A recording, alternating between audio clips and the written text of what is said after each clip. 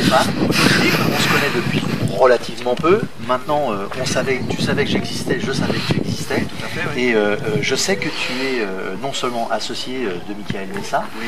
mais également que tu es quelqu'un qui sait véhiculer des valeurs. Et c'est comme ça qu'on t'a présenté à moi, très réellement, et avec vraiment beaucoup de sincérité.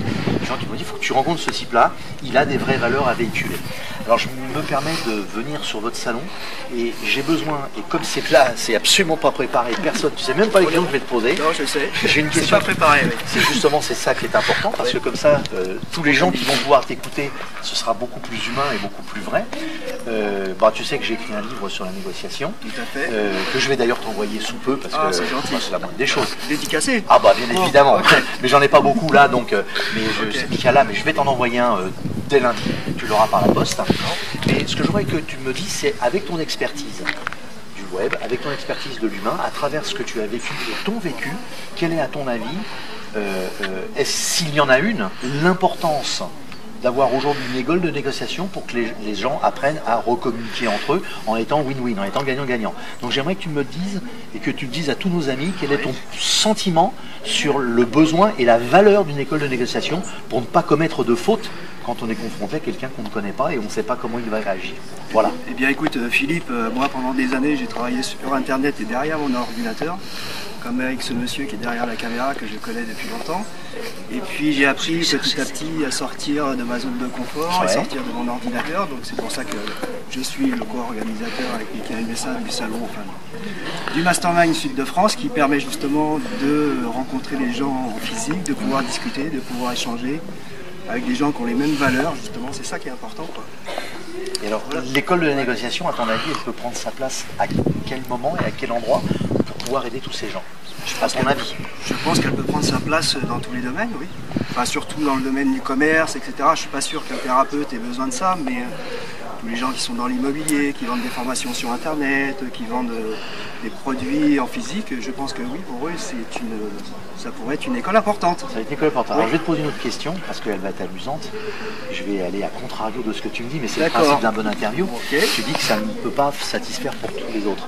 Et qu'est-ce que tu penses de savoir négocier, ne serait-ce qu'avec sa conjointe ou son conjoint, quand il y a une forme de conflit dans la maison? Alors là, moi j'ai abordé le côté professionnel. Effectivement, dans le côté personnel, ça peut se décliner sous tous les formats. Donc ça peut être une négociation avec un restaurateur, avec sa femme, pour gérer un conflit, les enfants, avec son patron, avec ses enfants, etc. Oui, ça peut se décliner au niveau familial dans tous les secteurs. Ok, donc on est bien d'accord qu'aujourd'hui, où tous les gens apprennent à communiquer avec le plus grand nombre, on est d'accord qu'aujourd'hui les gens malheureusement ne savent plus communiquer à une seule personne. Non, parce que la plupart des gens communiquent sur Facebook, mais se communiquent plus entre eux en serrant la main, en se disant bonjour, tiens, qu'est-ce que tu fais, qu'est-ce que tu... Et ça, c'est important. Oui. Et c'est pourtant le propre de l'homme. Oui, mais les techniques qu'on a mis en place, enfin, qui sont en place maintenant, à couper, c'est aussi cette relation qu'on a de partage avec les gens en physique. Donc tu es d'accord qu'il est temps de remettre ça en place, il est temps, et que l'humain rejoigne les humains et ne fasse pas comme dans les jeux d'Ingress, les bleus abattent les verts. Oui, tout on à est fait. bien d'accord. Mais écoute, je te remercie de ces quelques petits mots, et puis j'espère qu'on va se revoir très très vite. Eh bien écoute, moi Merci aussi Philippe, je te remercie. Bonne journée, à bientôt.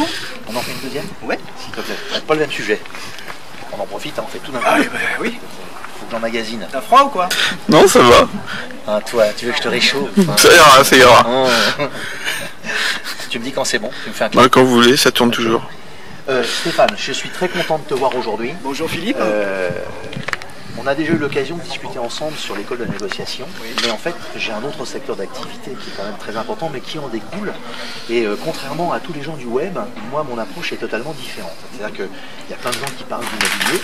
Moi-même j'ai une casquette de promoteur, j'ai une casquette de gestionnaire d'immeubles et j'ai une casquette d'assureur de biens. Mais en dehors de cette casquette, j'en ai développé une autre qui est totalement différente. C'est que moi mon approche à l'immobilier, c'est pas pour faire de l'argent.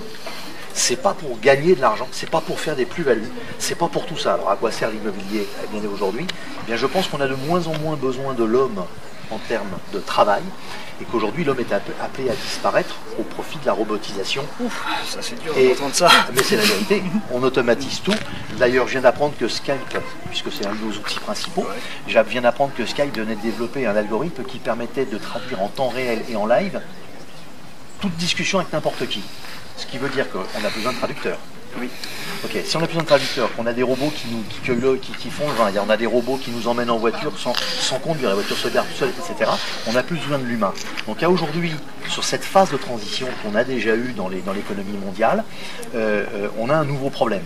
C'est que tous les gens d'aujourd'hui, lorsqu'ils seront à la retraite ou au chômage, de quoi vont-ils vivre? Donc j'ai développé une approche qui est totalement différente, c'est apprendre à comment se créer des revenus exonérés d'impôts, exonérés de charges, mais pour les 20 prochaines années. Oui, bien sûr. Hein, à travers, bien évidemment, de l'immobilier ou des placements. Mais aujourd'hui, placer son argent, on ne sait pas où c'est. Alors j'aimerais simplement, je sais qu'il y a des côtés négatifs, je ne le cache pas, je les connais, dans l'immobilier locatif, mais quand c'est bien fait et bien monté, eh bien, j'aimerais avoir ton approche. Parce qu'une personne récemment, et tu en fais partie, m'ont dit j'ai eu quelques soucis. Et c'est vrai qu'on peut toujours avoir des soucis. Moi, je jette pas le bébé avec l'eau du bain. Ça n'existe pas. Par contre, ce que je sais, moi, c'est que même si on a un souci dans une structure qui n'a pas été totalement bien formatée, il reste une possibilité. C'est qu'à la clé, au lieu que ça ait coûté tant, ça coûte un peu plus cher. Mais techniquement, on a quand même le patrimoine dans tous les cas de figure. Et ça, c'est très important. Donc, j'aimerais que tu donnes ton côté de vision de cet aspect, de se créer des retraites ou des revenus à travers en partie l'immobilier.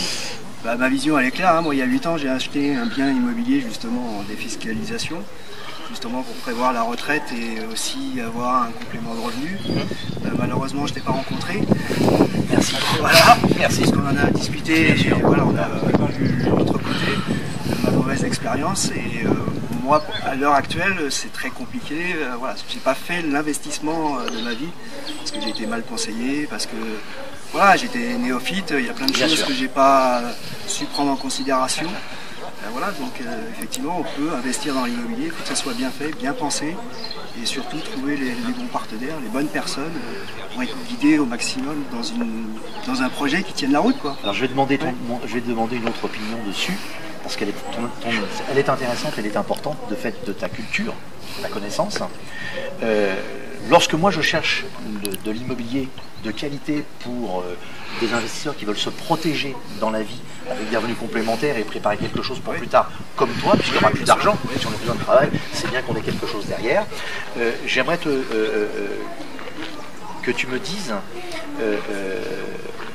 à ton avis, quelle est la chose la plus importante pour un homme, un être humain? C'est qu'il mange ou qu'il ait un toit? Je pense que c'est les deux. Enfin, pour moi, c'est les deux, mais on peut pas. Enfin, à la limite, manger, c'est obligatoire, hein, sinon on meurt. Mais on peut manger facilement. Pas grand-chose, pas bon, mais on peut manger facilement. Oui. Parce qu'en fait, il s'avère qu'il y a un concept en France qui est très désagréable, c'est qu'aujourd'hui, il y a beaucoup de gens qui meurent de froid. Et que si tu n'as pas un toit, même qu'il soit locatif, bah malheureusement, tu n'as pas de carte d'identité, tu n'as pas de compte bancaire, et puis tu ne peux plus prétendre à faire partie de cette société. Puisque la première chose qu'on va te demander, c'est d'avoir, bien évidemment, un justificatif de domicile. C'est ce qu'on va te demander absolument partout. Donc notre approche dans l'espace de la création de revenus et de retraite, elle est pensée totalement différente, puisque pour que l'immobilier fonctionne, j'aimerais que tu fasses passer ce message autour de toi aux gens que tu connais et que tu animes et que tu aimes, c'est qu'on peut le faire, mais la condition sine qua non pour que ça fonctionne bien, eh bien c'est qu'on respecte le locataire. Et si on respecte le locataire, on va donc forcément respecter l'investisseur, puisque les deux, par effet de cause, seront en énergie similaire, en synergie.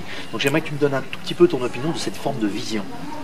Le locataire, oui, il faut le respecter, mais il faut que ça soit dans les deux sens aussi, parce que moi j'ai eu des locataires aussi qui a posé problème, et pourtant des dossiers qui ont été bien montés par mon centre de gestion. Donc oui, respecter le locataire, lui donner un logement décent, aux normes, propre, avec une installation électrique aux normes, enfin, voilà, un minimum de confort et qu'il soit correct. À ce moment-là, oui, le locataire peut se sentir bien. Oui. Et s'il se sent bien, il n'y aura pas de turnover.